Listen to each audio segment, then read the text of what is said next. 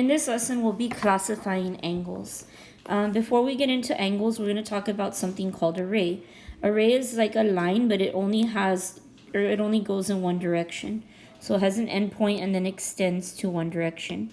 If you look at the ray shown here, the endpoint is at point M. So when you name the ray, you always need to begin with the endpoint.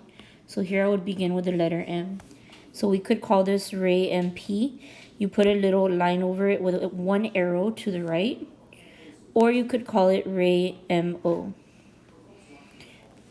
But you have to start with the letter M because that's the endpoint.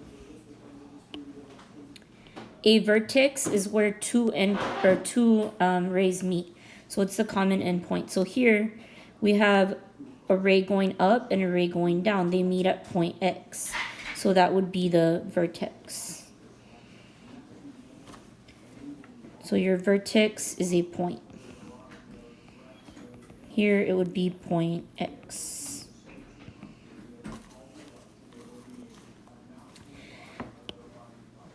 An angle is formed by two rays with a common endpoint. So if you look here, we see angle 3. That would be our angle.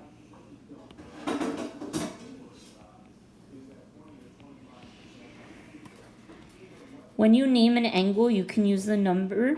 So here, angle 3, for the angle symbol, it looks kind of like the less than symbol. So we have angle 3.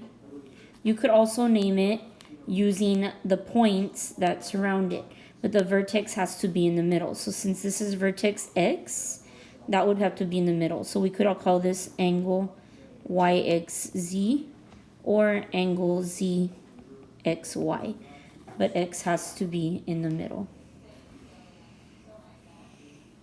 When you were younger, you should have learned about other types of angles, like your right angles, which measure 90 degrees, and they use the little square to represent a right angle. Acute angles that are less than 90. And obtuse angles, which are more than 90, but less than 180.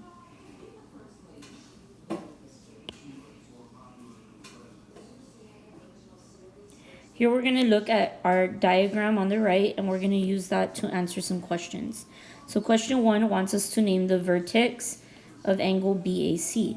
So if you look at angle BAC, that's the angle formed between points B, A, and C. It's really angle 5, but they want to know the vertex. Remember, the vertex is the endpoint where they meet.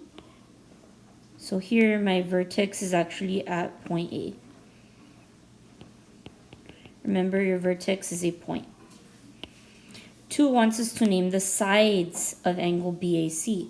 Well, your sides are actually made up of your rays. So here we have a side, and here we have a side. So these are the sides that form our angle. Again, their sides are rays. So this top side, we would want to start with the endpoint, which is A. So it's ray AB. And this bottom side, again, you start with endpoint A, would be ray AC. So our sides are rays AB and AC. In question 3, we want another name for angle 5. So remember, another way to name an angle is to use the points that create that angle. So your main thing is the vertex needs to be in the middle. So if you look at your angle, I'm going to outline it here. Angle 5 is formed by these two rays. They're connected by points B, A, and C. So you could call this angle BAC or angle CAB. But the A has to be in the middle because it's the vertex. We want to know if angle BAC is right, acute, or obtuse. So if you look at angle 5 or angle BAC here,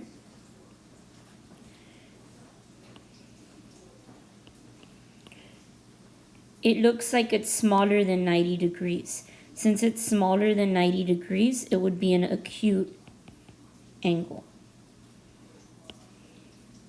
The next question wants to know what point is on the interior of angle 5. Interior means inside. So interior means inside. So if you look at angle 5, point M is on the interior.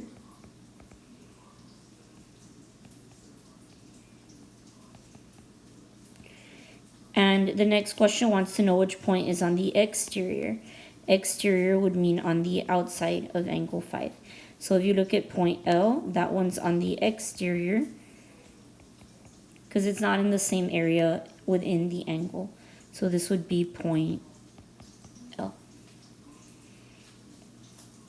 So classifying angles is simple. Remember the words we learned.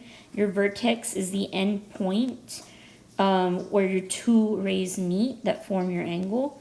Your rays always have an endpoint and go in one direction. So they have an endpoint on one side, arrow on the other. And then your angle is formed by those two rays, and it's the inside of where that vertex meets.